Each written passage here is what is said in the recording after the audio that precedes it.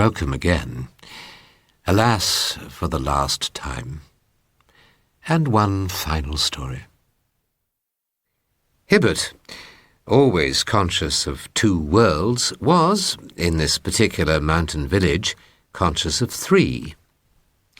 It lay on the slopes of the Valley Alps, and he'd taken a room in the little post office where he could be at peace to write his book. The three worlds that met and mingled here seemed to his imaginative temperament very obvious. There was the world of tourist English, civilized, quasi-educated, to which he belonged by birth at any rate. There was the world of peasants, to which he felt himself drawn by sympathy. And there was this other, which he could only call the world of nature. To this last, however, he felt that most of him belonged. The others borrowed from it, as it were, for visits. Here, with the soul of nature, hid his central life. "Don't go back to your dreary old post office. We're going to have supper in my room, something hot. Come and join us. Hurry up." There'd been an ice carnival, and the last party, tailing up the snow slope to the hotel, called him. Quite suddenly, the impulse came to stay and skate alone. The thought of the stuffy hotel room and of those noisy people with their obvious jokes and laughter oppressed him.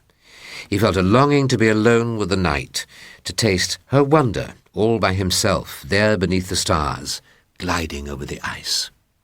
There was a queer feeling that he stayed because he had to, almost as though there was something he'd forgotten, overlooked, left undone.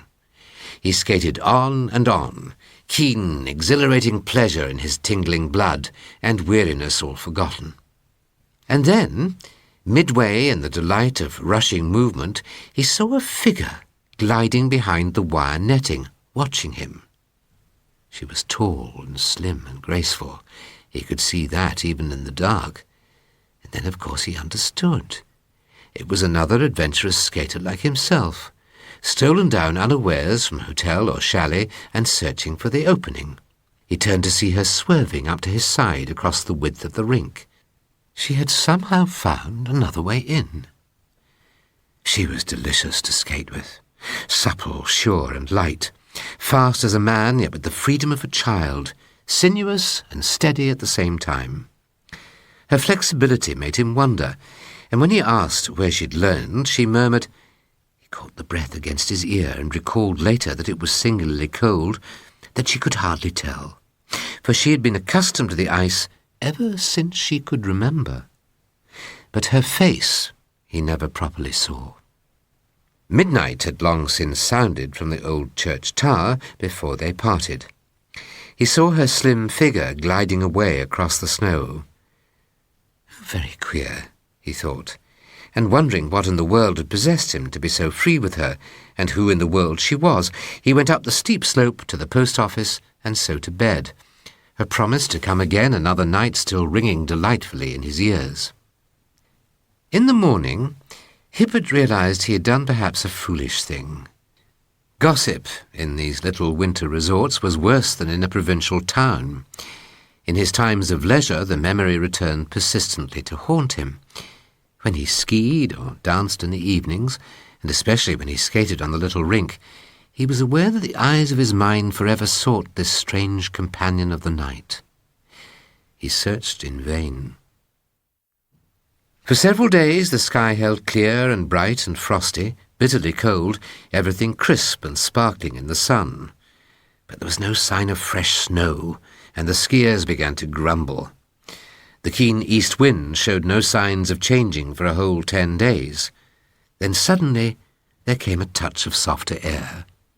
Hibbert, who was delicately sensitive to the least change in earth or sky, was perhaps the first to feel it. He knew through every nerve in his body that presently a fall would come.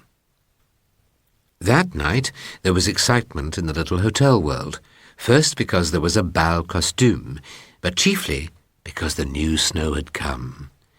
And snow that night seemed in everybody's thoughts. The dancing couples talked of it. The hotel proprietors congratulated one another. It meant good sport and satisfied their guests. Everyone was planning trips and expeditions, talking of slopes and tide marks, of flying speed and distance, of drifts and crust and frost. But in the mind of Hibbert, this energy became transmuted into the personality of the girl of the snow. She somewhere was waiting for him, expecting him, calling to him softly from those leagues of moonlit mountain. But nowhere among the costumed dancers did he see her slender figure. It was close on midnight. Lighting a cigarette a friend offered him, Hibbert returned a confused reply to some question as to whether he could join their party in the morning. It seemed he did not hear it properly. Another wilder call was sounding in his ears. For up the street he had seen a little figure moving. Close against the shadows of the baker's shop it glided, white, slim, enticing. He knew by some incalculable swift instinct she would not meet him in the village street. Indeed, already she had disappeared, melted from view up the white vista of the moonlit road. Hibbert found himself beyond the houses, searching for her along the fringe of forest. But he was aware of a faint sense of hesitation, a vague uneasiness, jarred unpleasantly across the flow of his excited feelings, chilling exhilaration. He caught the instant's discord, dismissed it, and passed on. And then he saw her.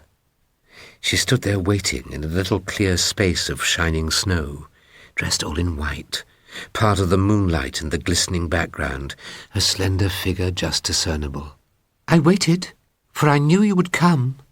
The silvery little voice of windy beauty floated down to him. "You had to come." "I'm ready," he answered. I knew it too." Life leapt within him. "Give me your hand," he cried. "I'm coming." And soon they left the trees behind and passed on to the enormous slopes of the sea of snow that rolled in mountainous terror and beauty to the stars. The wonder of the white world caught him away. Under the steady moonlight it was more than haunting. It was a living, white, bewildering power that deliciously confused the senses and laid a spell of wild perplexity upon the heart.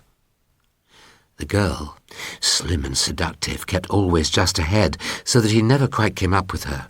He saw the white enchantment of her face and figure, something that streamed about her neck, flying like a wreath of snow in the wind, and heard the alluring accents of her whispering voice that called from time to time, "A little farther on, a little higher, then we'll run home together." They took a gentle angle of ascent. In this crystal, wine-like air, fatigue vanished. The swishing of the ski through the powdery surface of the snow was the only sound that broke the stillness. "Give me your hand, it's time now to turn back." "Just one more slope," she laughed. "That ridge above us, then we'll make for home." "But I've never come so high before. Oh, it's glorious, this world of silent snow and moonlight. You're a child of the snow, I swear. Let me see your face." He stopped. The girl had suddenly come quite close. A breath of ice passed through his very soul. She touched him. The sound of the church bell came up faintly from the valley far below, and he counted the strokes. 5. A sudden, curious weakness seized him as he listened. He felt like sinking down upon the snow and lying there. They'd been climbing for 5 hours. It was, of course, the warning of complete exhaustion. "A little higher, where we cannot hear the wicked bells," she cried, and for the first time seized him deliberately by the hand. She moved, was suddenly close against his face. Again she touched him. And Hibbert tried to turn away and escape, and so trying found for the first time the power of the snow, the suffocating weakness that it brings to exhausted men, luring them to the sleep of death in her clinging, soft embrace. Her arms were round his neck. She drew him softly downwards to his knees. He sank. He yielded utterly. He obeyed. Her weight was upon him, smothering, delicious. The snow was to his waist. She kissed him softly on the lips, the eyes, all over his face. He made one more feeble effort to resist. Then, realizing even while he struggled that this soft weight about his heart was sweeter than anything life could ever bring, he let his muscles relax and sank back into the soft oblivion of the covering snow. Her wintry kisses bore him into sleep. Hibbert woke. He slowly turned, bewildered, heavy eyes upon the desolate mountains, stared dizzily about him, tried to rise. First his muscles would not act. A numbing, aching pain possessed him. He uttered a long, thin cry for help and heard its faintness swallowed by the wind. And then he understood vaguely why he was only warm, not dead. For the wind had built up a sheltering mound of driven snow against his body while he slept. Dawn kissed the eastern sky. He saw the points of his skis projecting just below him. Then he remembered, could he but rise, the skis would carry him. But if he failed and fell... He rose slowly, balanced a moment, then, taking the angle of an immense zigzag, started down the awful slopes like an arrow from a bow. He took it in 4 mile-long zigzags, and it was the turning at each corner that nearly finished him, for then the strain of balancing taxed to the verge of collapse the remnants of his strength. And ever close upon his heels came following forms and voices with the whirling snow dust. He heard that little silvery voice of death and laughter at his back, but in anger now, no longer soft and coaxing. And it was accompanied, she did not follow alone. It seemed a host of these flying figures of the snow chased madly just behind him. He felt them furiously smite his neck and cheeks, snatch at his hands, and try to entangle his feet and skis in drifts. His eyes they blinded, and they caught his breath away. The terror of the heights and snow and winter desolation urged him forward, in the maddest race with death a human being ever knew. There was one last wild cry in his ears, a shriek of the wind before his face, and a rush of stinging snow against closed eyelids, and then he dropped through empty space. Speed took sight from him. It seemed he flew off the surface of the world. Indistinctly, he recalls the murmur of men's voices, the touch of strong arms that lifted him, and the shooting pain from his twisted ankle.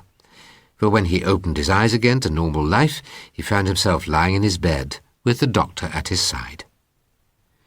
For years to come, the story of Mad Hibbert skiing at night is recounted in that mountain village. He went, it seems, up slopes and to a height that no man in his senses ever tried before.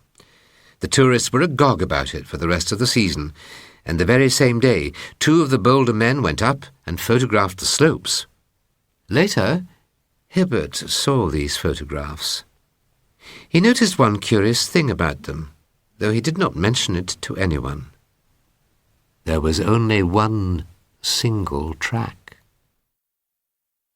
Well, I must take my leave. Who knows if we will meet again? I hope we do. But, till then, sleep well.